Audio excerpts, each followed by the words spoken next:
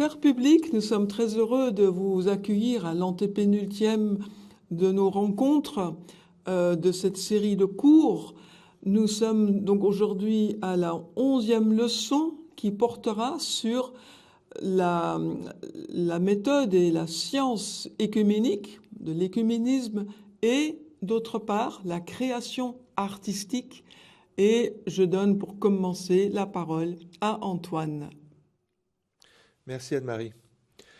C'est pas fréquent d'associer la réflexion œcuménique avec la création artistique. On a tendance à déconnecter les deux. Alors qu'en réalité, les artistes contribuent à rendre le monde plus beau, plus cohérent et participent à l'unification. Simplement, on n'y pense pas parce qu'on vit une époque, l'époque qui est la nôtre, appelons-la comme on veut, certains l'appellent la condition postmoderne, qui a tendance à considérer que les goûts et les couleurs, ça dépend de chacun, et il n'y a pas d'esthétique commune. Il n'y a pas d'ontologie du beau.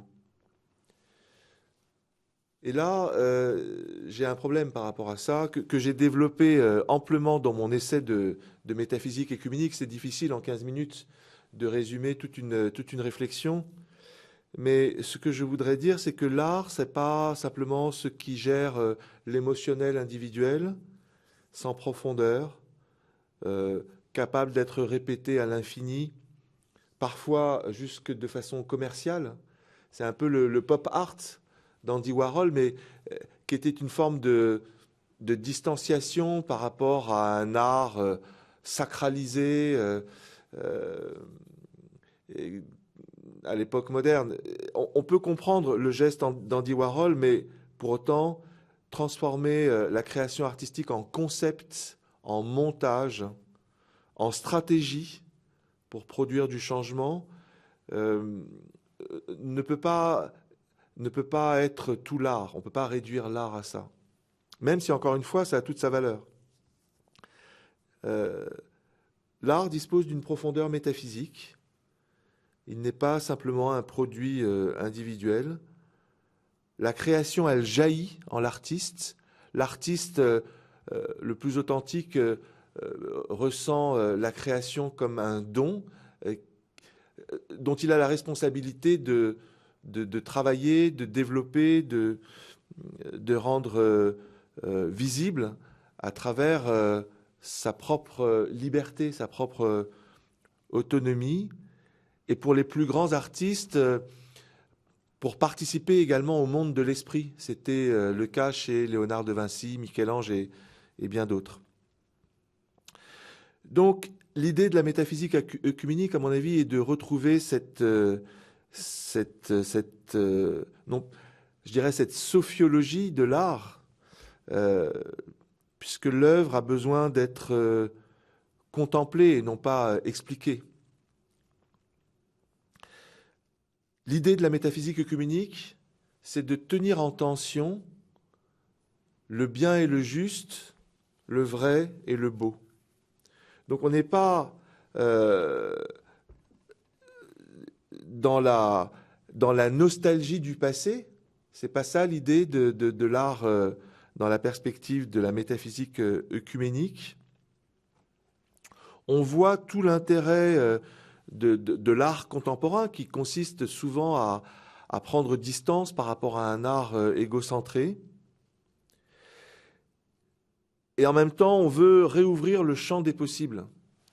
Et c'est ce que propose du reste un certain nombre d'hommes d'église. Et c'est là où il peut y avoir une rencontre aussi entre les artistes contemporains et un certain nombre de personnalités spirituelles. Le pape Jean-Paul II en particulier avait publié une lettre aux artistes en 1999 où il proposait une nouvelle alliance entre les artistes et les églises.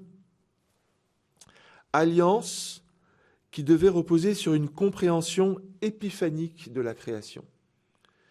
C'est-à-dire l'idée de retrouver une participation à la vie de l'esprit de façon eschatologique, comme voilà, cette intuition que l'artiste co-crée avec l'esprit et parachève la création du monde. Donc c'est magnifique, mais ça demande des nouvelles ressources. Ça demande de retrouver l'art de la méditation, le sens de la reconnaissance, le discernement, et Charles Taylor en parle très bien. Et ça rejoint également notre métaphysique œcuménique, parce qu'on a parlé beaucoup des niveaux de conscience qui correspondent à des niveaux de réalité.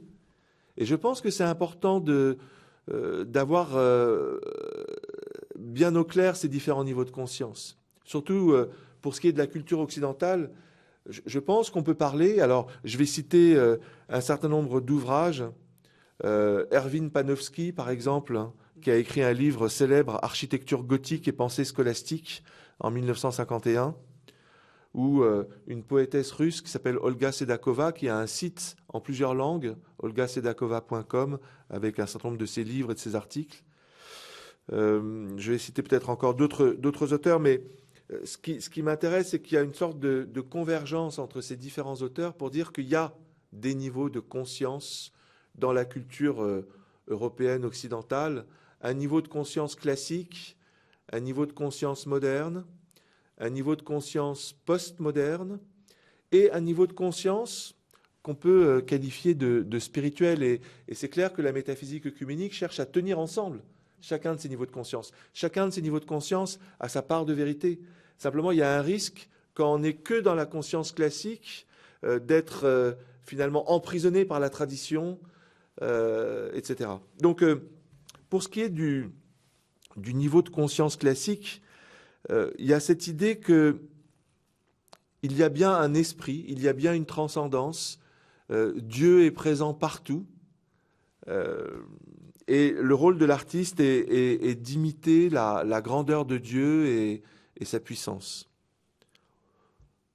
On le voit dans l'art baroque, par exemple, très nettement. Mais on le voit particulièrement, c'est le sens de la référence à Erwin Panofsky, dans une correspondance entre la beauté de la cathédrale Notre-Dame, de l'architecture gothique, et la profondeur de la réflexion scolastique, qui est toute faite de contrepoints, qui est faite de progressivité, la lectio, la quaestio, la disputatio, et qui aboutit finalement aux grandes sommes, aux grandes synthèses théologiques. Eh bien, l'architecture gothique est une façon de rendre évidente cette lumière, on pourrait dire cette sagesse incréée, à travers tout ce système de contrepoints. C'est ce que raconte très bien Panofsky dans son livre. J'insiste sur ce point parce que ça veut bien dire qu'il y a une esthétique spécifique qui correspond à une représentation de Dieu, des hommes et du monde, donc à une ontologie et à une façon de penser. Chose qu'on a oubliée, encore une fois, avec notre représentation très, très contemporaine et très individualiste de l'esthétique. Heureusement, je dirais pour la réflexion, à l'époque moderne, il y a un certain nombre de penseurs, notamment de penseurs allemands, comme Hegel en particulier, qui a écrit une esthétique, mais il y a bien entendu Kant, sa critique de la faculté de juger en 1790, qui ont réfléchi, qui ont essayé de renouveler l'esthétique, car pour eux, l'art n'avait plus pour mission de reproduire la réalité. Pour eux, il y a cette idée que cette réalité, elle est tellement ineffable qu'elle dépasse toute forme de conceptualisation. L'esprit authentique dépasse toute forme de formalisation, et donc on en vient à finalement s'ouvrir à la dimension d'abstraction. Ce qui est la grande force de la pensée allemande, du moment moderne, cette forme d'apophatisme, de cesser de vouloir se prendre finalement pour le Dieu créateur, mais en même temps, ça en est venu à transformer l'esprit en une réalité abstraite. Il y avait cette idée que l'art avait pour fonction de rendre visible l'esprit d'un événement, d'un environnement, d'une situation. L'art, c'était ce par quoi l'esprit humain prenait conscience de lui-même. Et ça va marquer toute une génération d'artistes à l'époque moderne. Le plus intéressant, c'est probablement l'artiste suisse Paul Klee, puisque lui-même a théorisé ce qu'il faisait, ce qu'il créait. Il a en particulier écrit un texte dont il faudrait que je retrouve le titre. Voilà, le credo du créateur.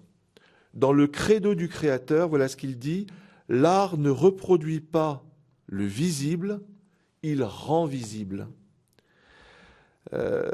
L'artiste moderne veut donc remonter à la matrice, à la source secrète de toute chose pour parvenir à la rendre visible.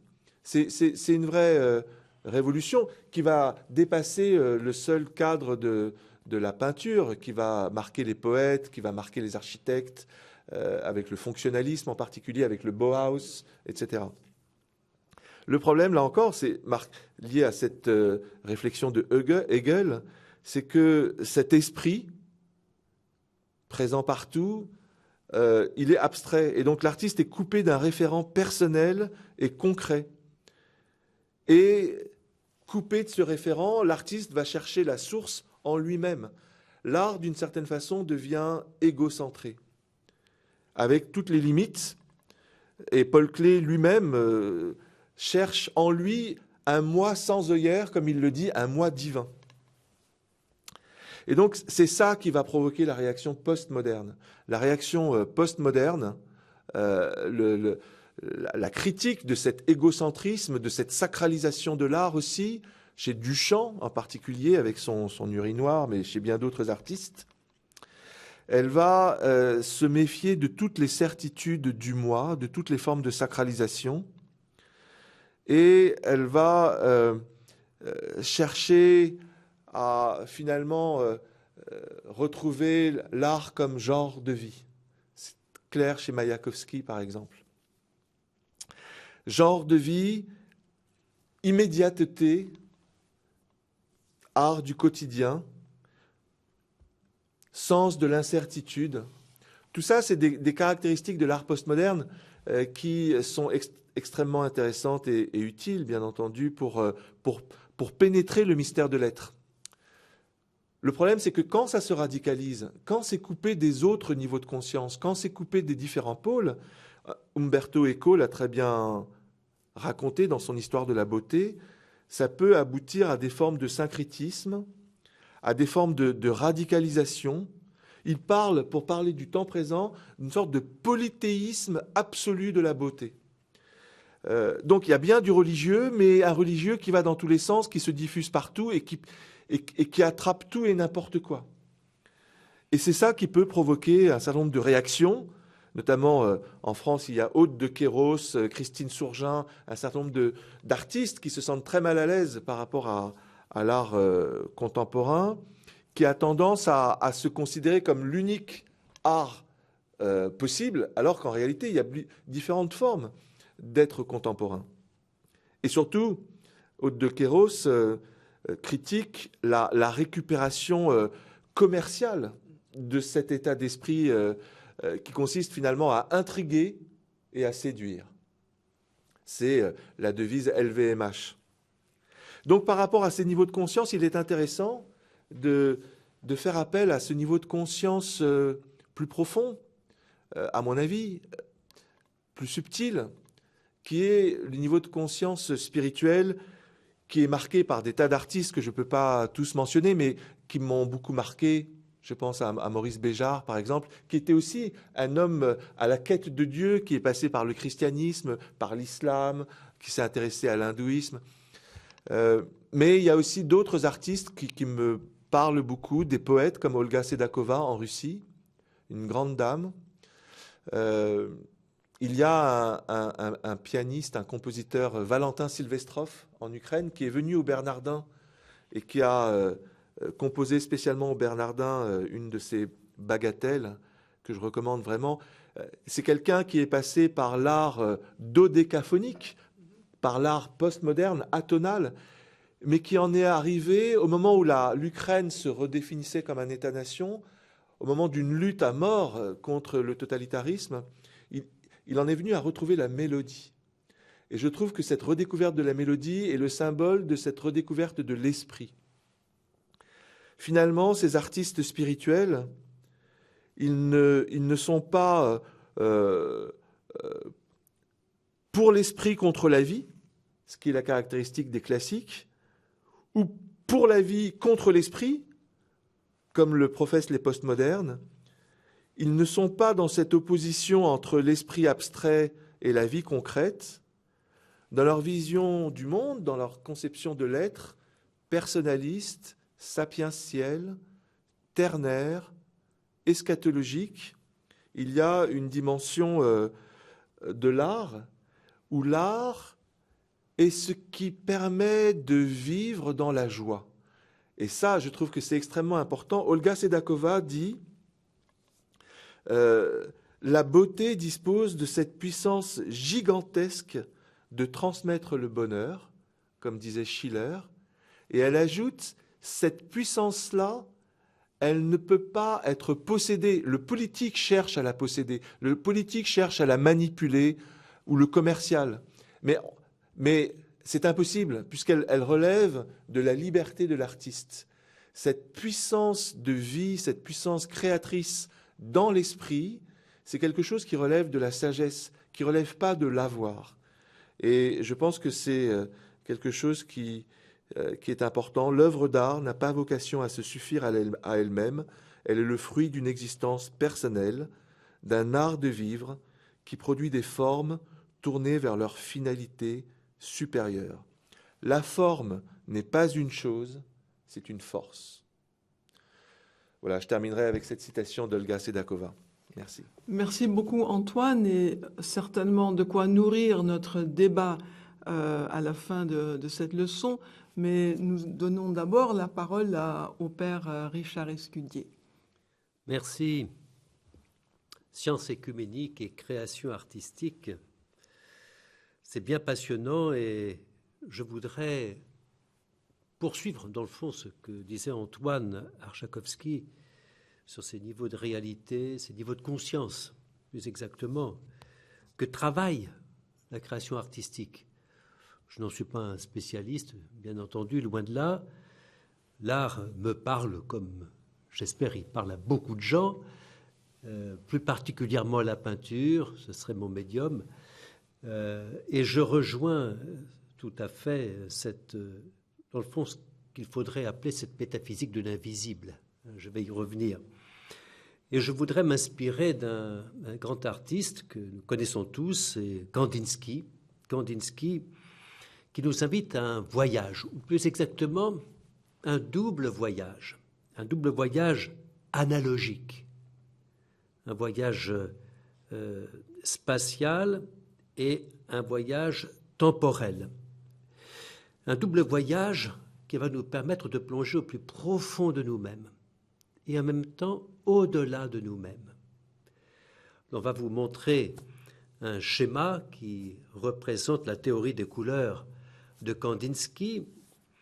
Ce schéma a été reproduit dans un livre de Philippe Serres, philosophe, et qui est en même temps l'éditeur des œuvres de Kandinsky, dans son livre Kandinsky, philosophie de l'art abstrait, publié aux belles éditions Skira sur l'art, et qui nous présente, dans le fond, plusieurs dimensions de l'être humain. Alors, je vous invite à regarder ce schéma dans lequel figurent des couleurs. Nous savons que Kandinsky s'est particulièrement intéressé aux couleurs.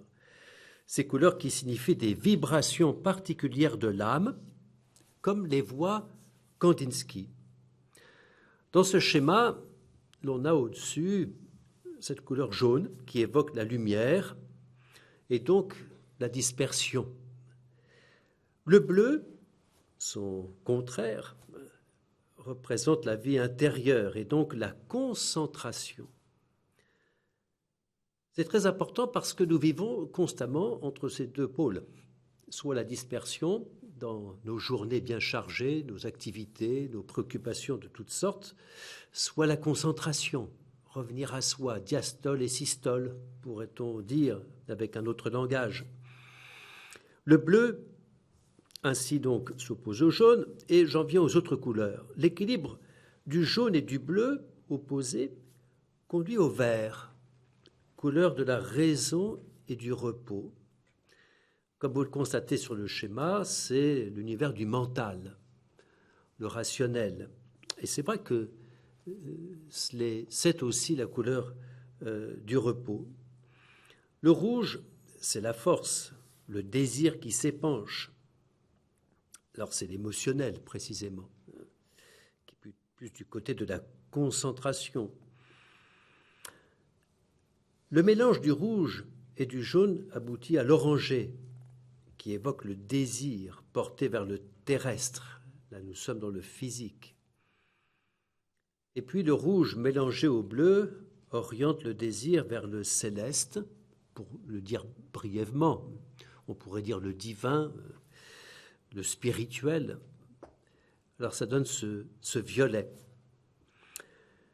Quand j'en ai parlé avec Philippe Serres, je lui ai suggéré que dans le fond, ces 4 vibrations particulières, figurées par ces 4 couleurs, rappellent les 4 types de Carl Gustav Jung. C'est-à-dire le type pratique, physique, le type mental, plus intellectuel, le type émotionnel, donc sentimental, et puis le type divin. Il m'avait approuvé, il découvrait un peu ce rapprochement que je faisais, mais ça signifie que, dans le fond, ça correspond à quelque chose de profondément psychique, pas simplement esthétique et émotionnel, mais profondément psychique. Et il nous appartient de nous approprier ces 4 dimensions à l'intérieur des 2 premières que j'avais mentionnées, la dispersion, la concentration. Ça, c'est le voyage, si je puis dire, dans l'espace analogique. Et puis, il y a un voyage temporel analogique, comme je l'ai annoncé. Alors, c'est celui qui va de la couleur blanche, le blanc, qui symbolise le début ou l'origine, vers cette autre non-couleur, si j'ose dire, qu'est le noir, signifiant ou traduisant la fin. Le voyage temporel, dans le fond, de l'origine vers ce qu'on peut identifier comme étant la mort. On parlait d'entropie tout à l'heure, cet état de repos, d'équilibre qui serait la mort. Ce voyage temporel, nous avons à le faire. Nous l'ignorons très souvent. Quand je parle à des fiancés dans leur préparation au mariage, je les introduis, dans le fond, à ce langage-là pour leur montrer que, au-delà des réalités terrestres immanentes qui nous sont ordinaires, il y a une réalité, il y a un monde qui est le monde de la transcendance, le monde de l'invisible, le monde spirituel. On peut trouver divers noms pour le dire, mais c'est essentiel.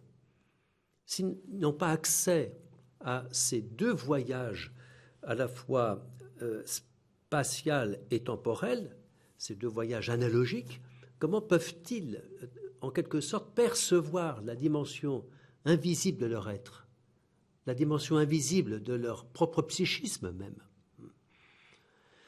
Le rapprochement avec Jung me permet de dire que nous avons à aborder les questions les plus essentielles de la vie, la mort, l'intériorité, la spiritualité, en même temps que notre extériorité, nos occupations, nos préoccupations. Nous avons à aborder tout cela à travers nos types, que l'on soit pratique, mental, émotionnel, plus spirituel, avec le type opposé. Car si je suis plutôt un physique, il y a des chances que je m'éloigne de ma dimension plus spirituelle. Si je suis un type mental, il est probable que je m'éloigne de mon type plus émotionnel ou sentimental. On ne fait pas dans les sentiments quand on est un décideur et un intellectuel. Et donc il faut accueillir cette polarité entre nos types, un type dominant et puis un type inférieur. Mais nous sommes ces 4 types. Nous ne pouvons pas les isoler. Nous ne pouvons pas dire que nous sommes seulement l'un de ces 4 types. Peut-être on peut lire d'autres types. Bien sûr, l'énéagramme nous a habitués à d'autres schémas encore. On peut enrichir. Mais il y a là quelque chose qui me paraît déjà un bon fondement, un bon schéma. Et le symbolisme dont nous avons beaucoup parlé pendant nos cours, le symbolisme nous aide à rejoindre les réalités que nous écartons un peu facilement ou que nous oublions, notamment la dimension spirituelle. Et donc, à travers la polarité de nos types, laisser l'âme vibrer à travers l'art en particulier, et Kandinsky a été un maître en la matière, à cet invisible qui s'adresse à nous, à travers la polarité de nos types. Retrouver la dimension invisible plus divine ou plus émotionnelle, qui s'exprime à travers les symboles, les mythes. Carl Gustav Jung s'est beaucoup intéressé aux mythologies et aux symboles. Ça a toujours été chez lui une passion, ce qui lui permettait de tâcher de permettre à ses patients de cheminer vers le soi avec un grand S, comme il le disait, le soi donc qui est non pas le terme, mais le chemin asymptotique vers l'unité, l'individuation entre nos différentes composantes psychiques, et notamment la polarité entre le conscient volontaire, intellectuel, et puis l'inconscient, avec ses contenus psychiques si importants pour nous, symboliques. J'en avais déjà parlé, c'est très important, on le retrouve aussi dans l'art.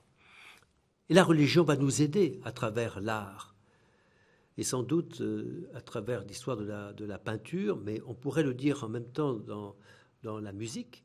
Il y a des vibrations qui éveillent en nous des sentiments. D'ailleurs, Kandinsky le dit dans Du spirituel dans l'art, la nature, c'est-à-dire l'environnement mouvant de l'homme, met continuellement par l'intermédiaire des touches, c'est-à-dire des objets, en vibration les cordes du piano, ce qu'il appelle les cordes du piano, c'est-à-dire l'âme. Il les met en vibration, ces touches, cette âme, il les met en vibration.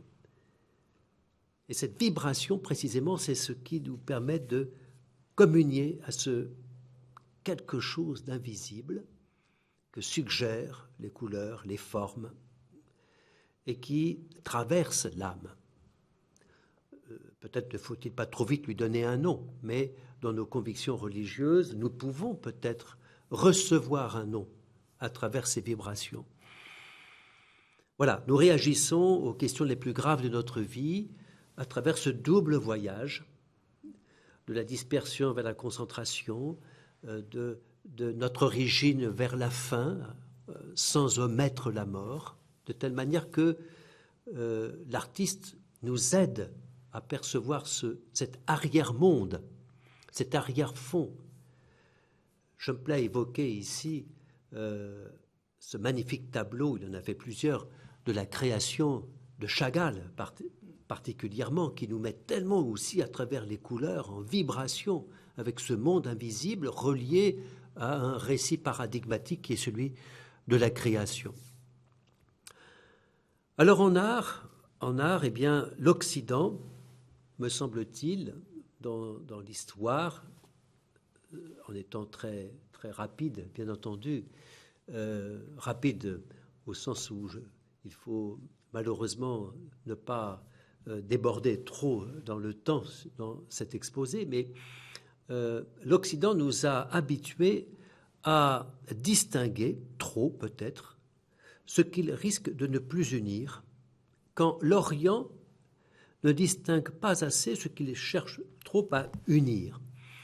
Et là, je nous introduis une réflexion autour des deux approches, il pourrait y en avoir d'autres, bien entendu, mais entre l'Occident et l'Orient. Rappelons la distinction entre l'essence et les énergies divines, telles que saint Grégoire Palamas en parlait à la suite des pères cappadociens et du pseudo-Denis l'Aréopagite. Ça me paraît tout à fait important.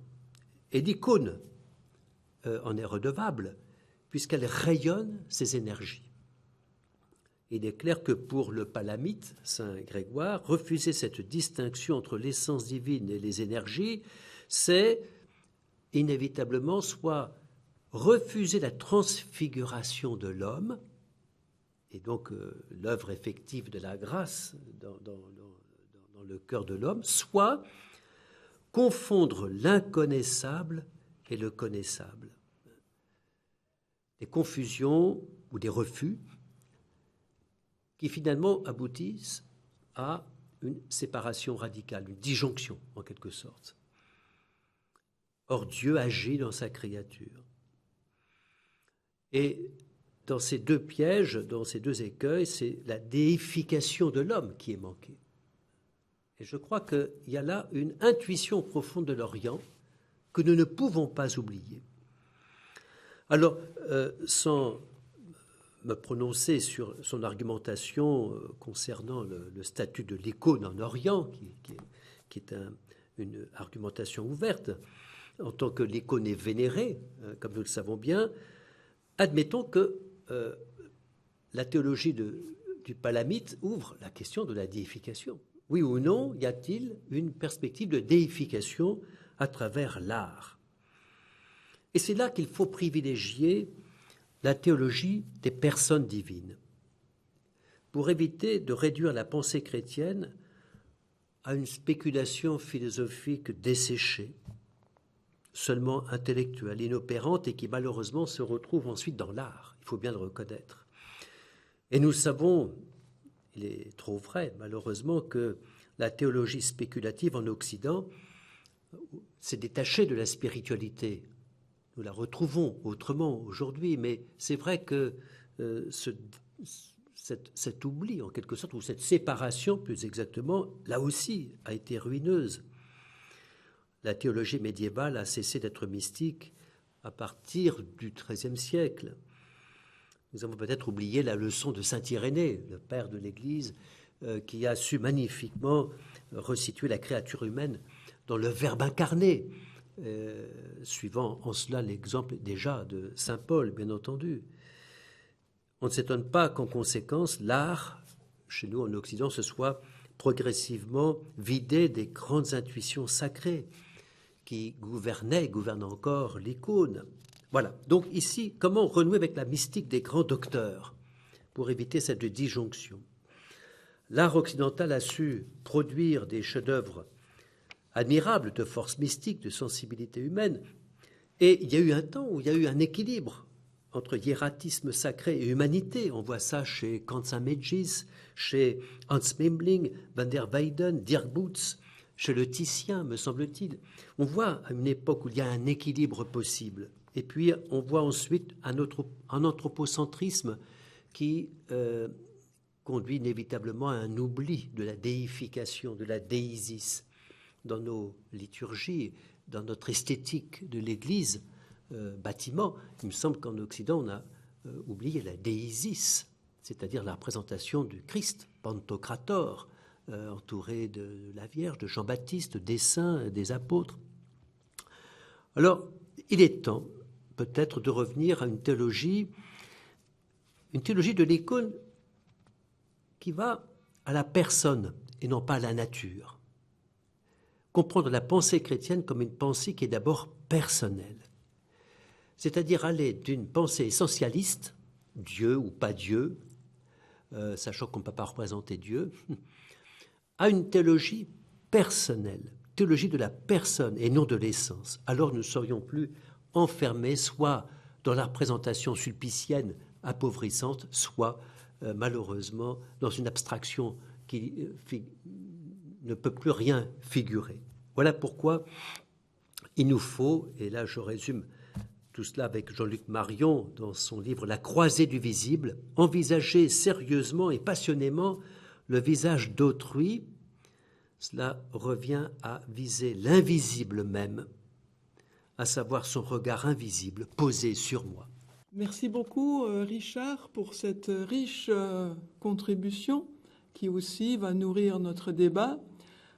Je vous propose maintenant de regarder une très brève vidéo de 3 minutes.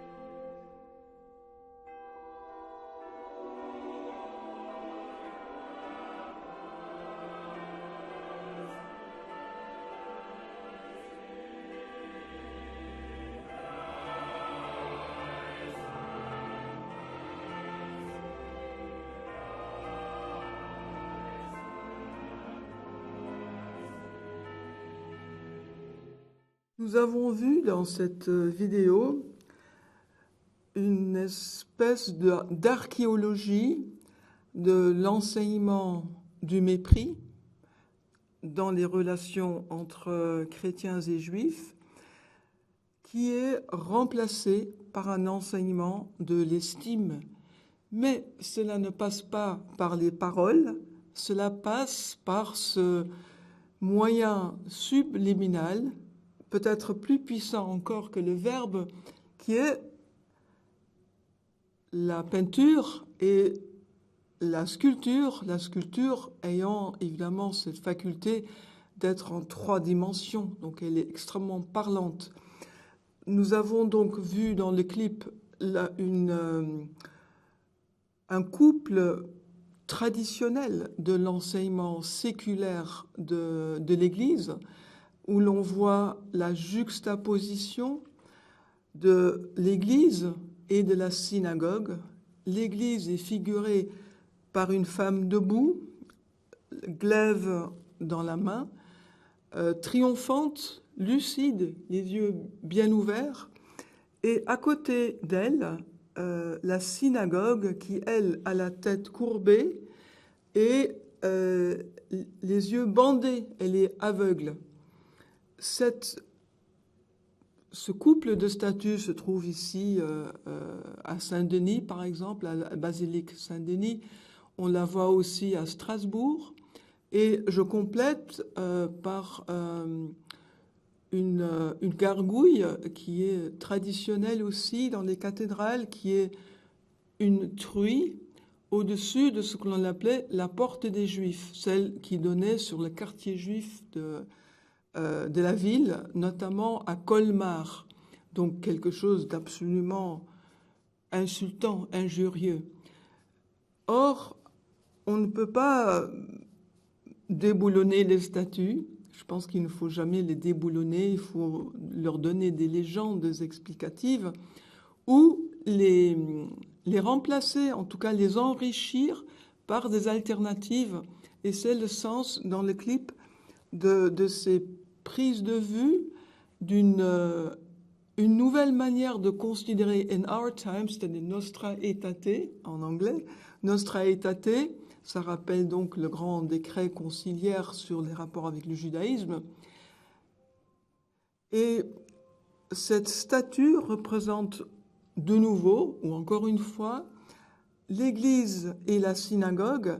Elles sont maintenant assises toutes les deux, ce qui est une position traditionnelle pour apprendre, étudier, et elles sont proches sans être siamoises. Elles sont toutes les deux, en hébreu on dit chavruta, elles sont camarades dans l'étude.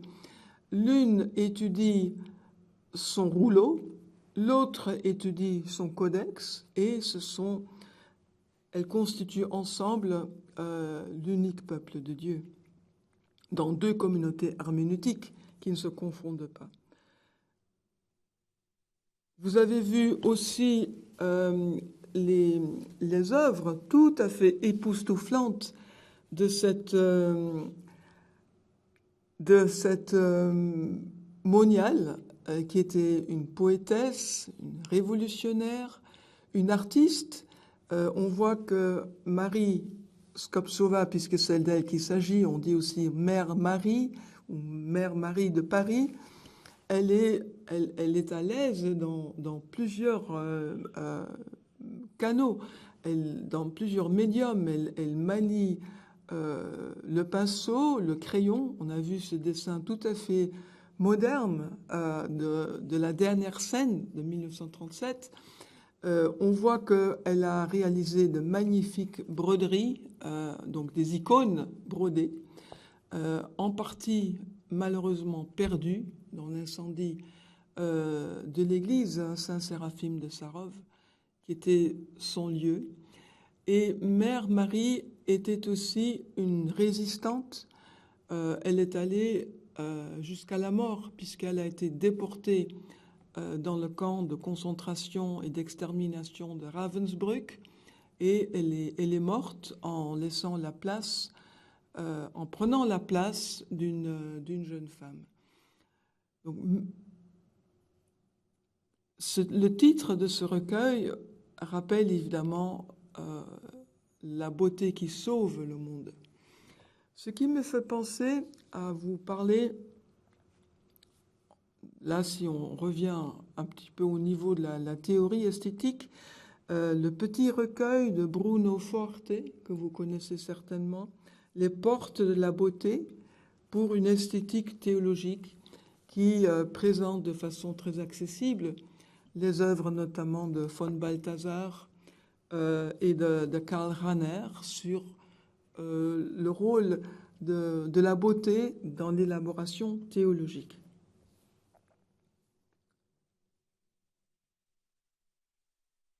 À la fin, il y avait un clin d'œil, je ne sais si vous l'avez perçu. C'est un cimetière qui se trouve aux Pays-Bas. Vous savez que c'est un pays très clivé confessionnellement. C'est l'histoire d'un couple mixte, comme on dit, un couple dispar, une protestante, un catholique ou vice-versa, qui ne pouvaient être enterrés dans le même cimetière, au même endroit du cimetière. Et donc ils ont conçu, avant la mort, ce tombeau tout à fait étrange, où l'on voit une main traverser le mur en quelque sorte, enfin, se tenir par-dessus le mur des séparations.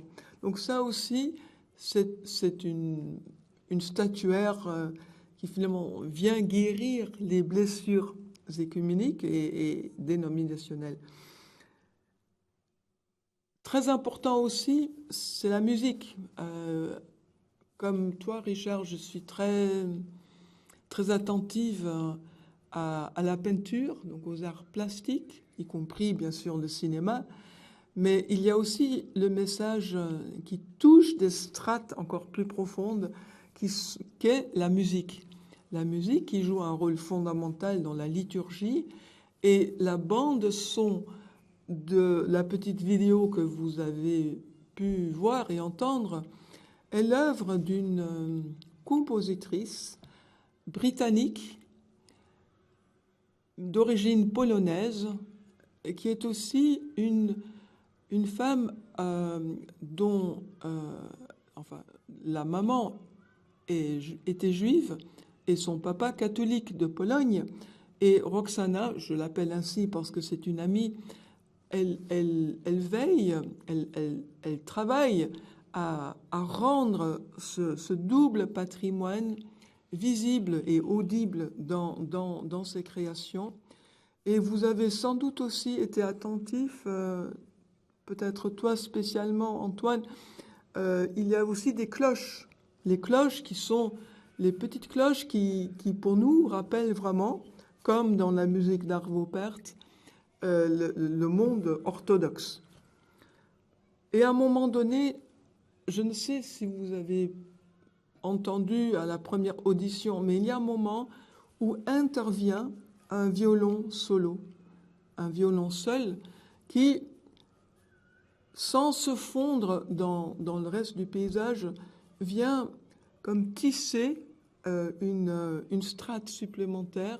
Et ce violon seul nous fait penser au shtetl, au pogrom, à la vie des Juifs de l'Europe de l'Est. Et j'étais très heureuse d'entendre Richard parler de ce grand artiste Marc Chagall, qui a aussi, ne l'oublions pas, outre ces magnifiques toiles sur les grands prophètes que l'on peut admirer à Nice, il a aussi, j'allais dire rédigé, mais je veux dire bien sûr peint, beaucoup de crucifixions. Donc ça vaut la peine de comparer les figures du crucifié chez Marc Chagall, qui est toujours vu en solidarité avec son peuple dans l'Exode.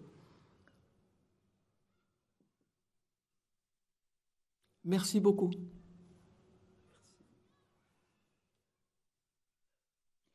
Ce qui nous laisse le temps d'un débat. Pour une fois, nous avons un petit peu de temps supplémentaire pour débattre de ces questions si essentielles.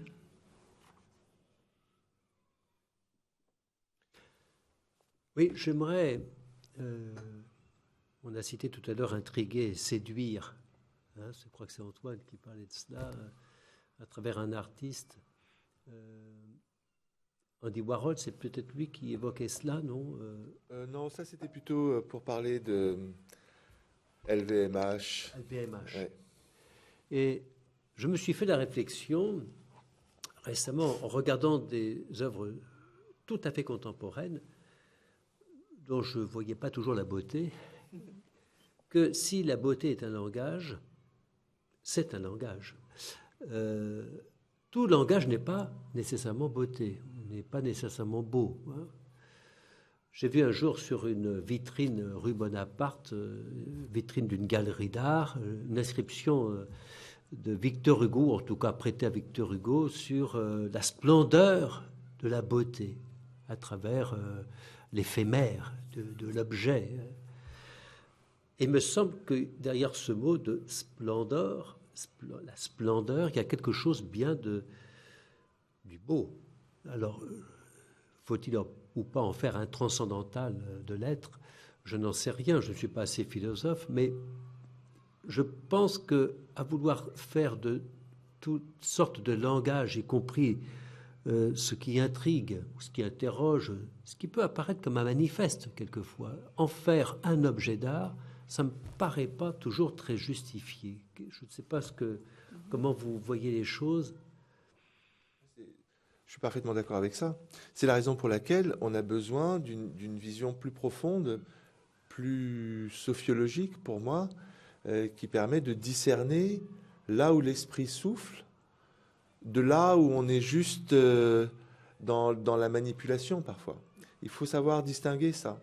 Parce qu'on a besoin de vivre. Quand Dostoïevski, et c'est repris par Mère Marie, dit que la beauté sauvera le monde, il le croit vraiment. C'est-à-dire, c'est salvateur. Et donc, si on se détourne de ce chemin de salut et que finalement, cette séduction conduit vers le repli ou vers le fondamentalisme ou vers je ne sais quoi, alors on n'est pas dans sa vocation. L'art n'est pas dans sa vocation. Donc, je crois que c'est important, justement, dans le cadre de cette métaphysique œcuménique qui est bien plus large que la seule réflexion théologique, de bien comprendre que l'art, c'est quelque chose d'universel, c'est quelque chose qui peut vraiment saisir aujourd'hui la conscience planétaire. Un film de Tarkovsky sur Andrei Rublev a fait le tour du monde et a bouleversé des millions de personnes. Il faut être conscient de l'importance qu'a l'art pour redonner cette joie, pour redonner cette possibilité de transfiguration, pour former à cette épiphanie, à ce discernement. Donc oui, je crois que c'est capital pour nous. Je rappelle que le sujet, c'est pas l'esthétique ou la création artistique, c'est l'application dans la création artistique du travail de l'écuménisme et du dialogue interreligieux. Et donc je pense que c'est important de souligner la puissance de l'art qui peut être d'une part dans sa dimension démonique, comme disait Paul Tillich, être dangereuse. Elle manipule, elle nous atteint dans notre inconscient, même sans notre bon vouloir. Et donc, c'est pour expliquer aussi le tempérament iconoclaste du protestantisme. On ne va pas revenir sur cette querelle historique, mais donc... Oui, très bien. Donc je prépare le terrain pour le pour et le contre de l'iconoclasme.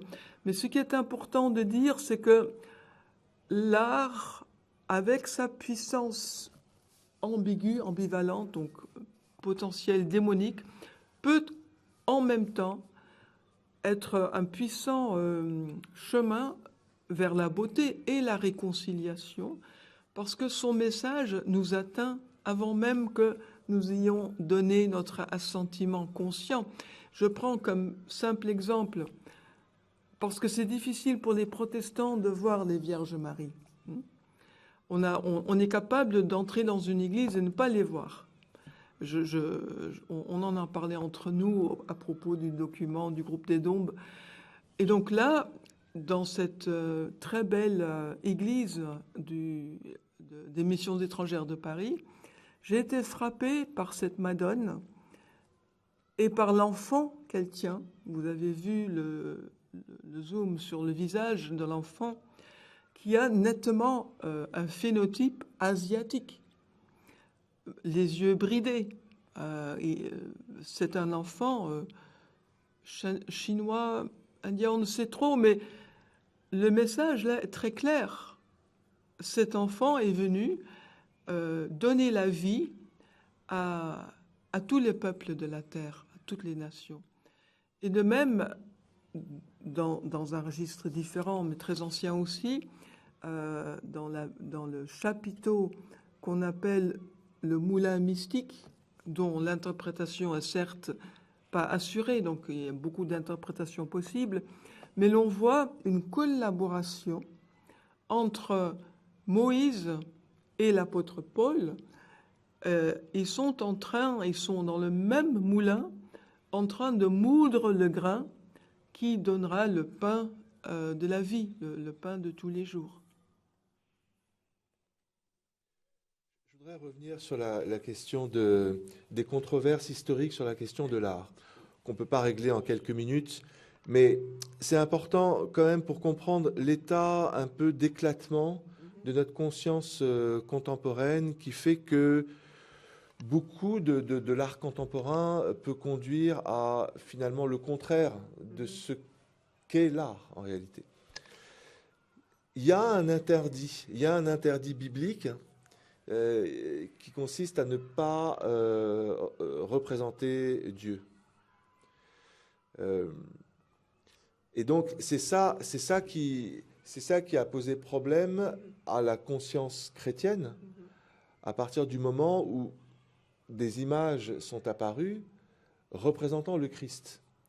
Et c'est ça qui a conduit au fameux débat, au second concile de Nicée en 787, entre iconoclastes et iconodoules, qui a abouti à finalement la victoire des iconodoules en Orient, sur le fait qu'il est possible de représenter Dieu et de le vénérer,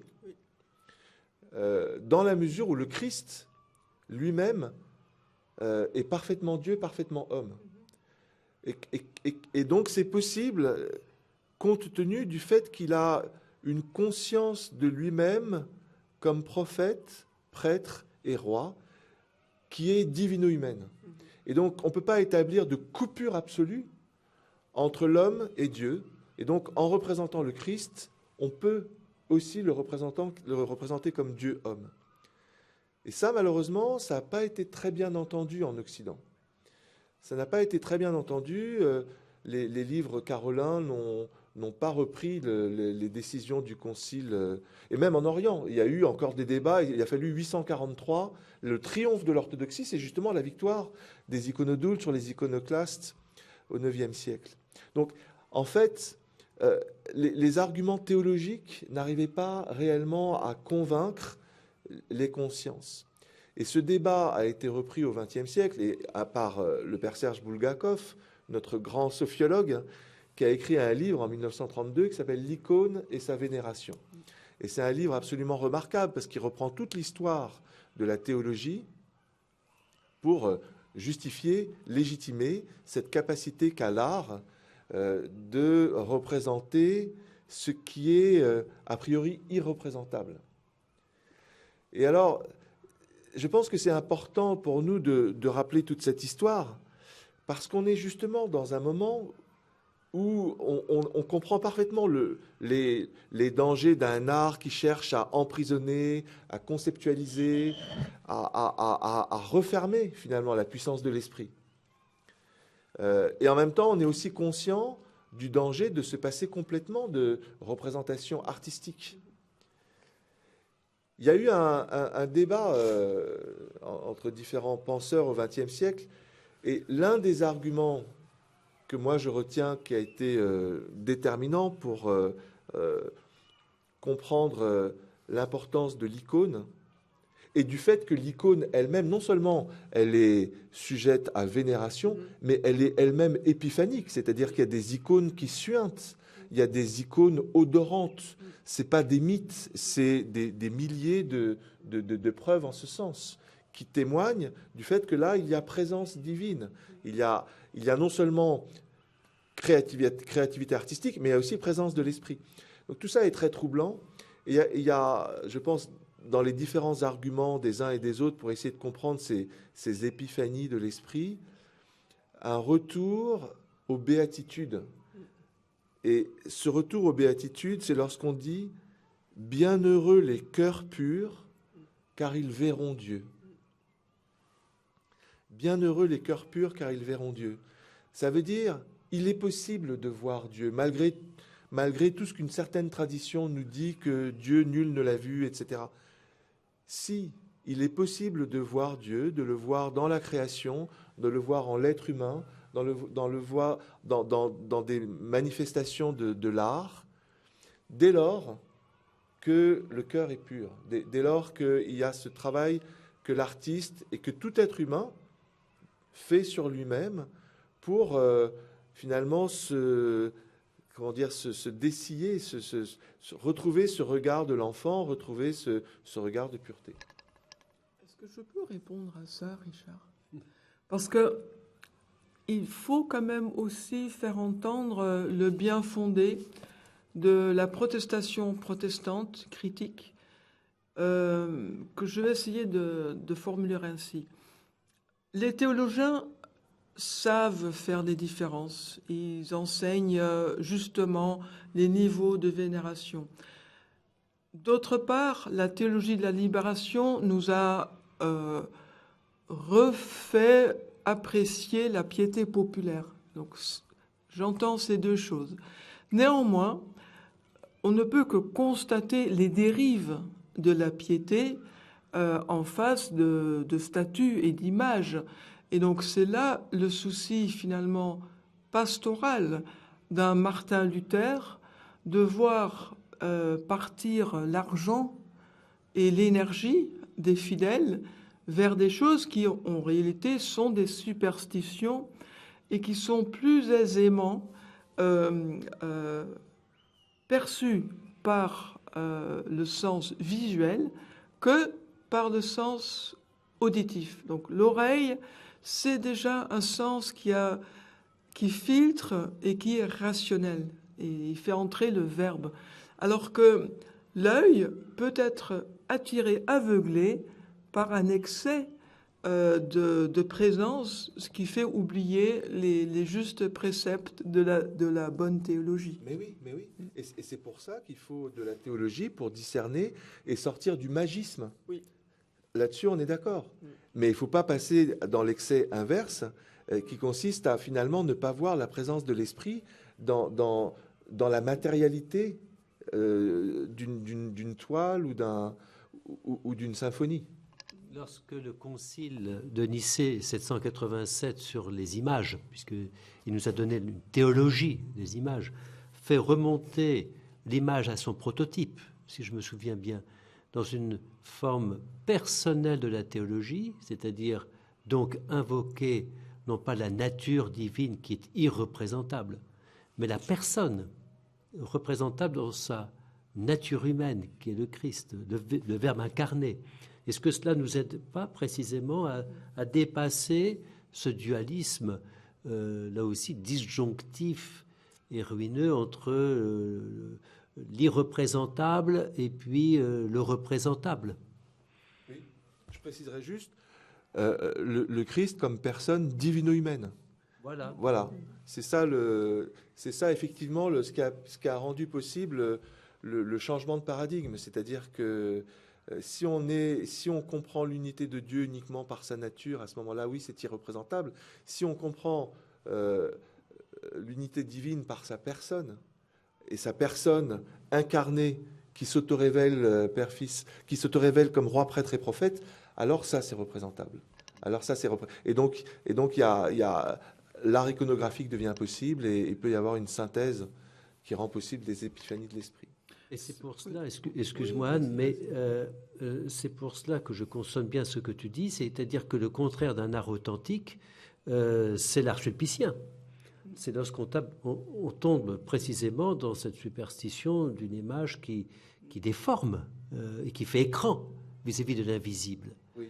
Et on voit cette déformation progressivement s'installer déjà un peu dans l'art baroque. Il faut dire les choses, à moins qu'il s'agisse du grand art baroque. Mais on le voit déjà s'insinuer, et cela dégénère dans l'art sulpicien, qui est le contraire précisément de la beauté au sens artistique et puis métaphysique du mot, quoi. Et c'est là où nos confessions, en même temps, se sont quelque peu figées. Peut-être le protestantisme dans un iconoclasme, nous, les catholiques, dans une forme d'esthétique sulpicienne, peut-être vous, chers orthodoxes, dans un refuge divin. Mais l'icône sauve malgré tout. Il y a un risque de magisme. Il y a un risque de magisme, même si les orientaux ne l'admettent pas, il y a un risque de magisme. Et donc c'est la raison pour laquelle, en fait, la prise de conscience récente, œcuménique, qui fait que maintenant, dans toutes les assemblées œcuméniques, il y a des icônes, eh bien, c'est qu'il faut tenir ensemble le référent, le signifiant et le signifié. Le problème de l'Orient, c'est d'avoir finalement voulu parfois identifier le signifié et le référent. Le problème de l'Occident, c'est d'avoir parfois coupé le référent du signifié et du signifiant. Mais si on tient ensemble le référent, le signifié, le signifiant, alors l'art est ce qui nous donne à vivre. Et je dirais que la force du protestantisme a été d'avoir dans ces temples des vitres transparentes. Parce qu'à la lumière du jour, avec sa raison, on regarde les Écritures qui nous parlent de manière suffisante. La force du protestantisme, c'est d'avoir fait le ménage dans les images pour faire place à la musique. Notamment, on pense au génie liturgique de Jean-Sébastien Bach. Après, la faiblesse du protestantisme, c'est d'avoir tellement appauvri le vécu religieux que ce qui reste, c'est la pauvreté.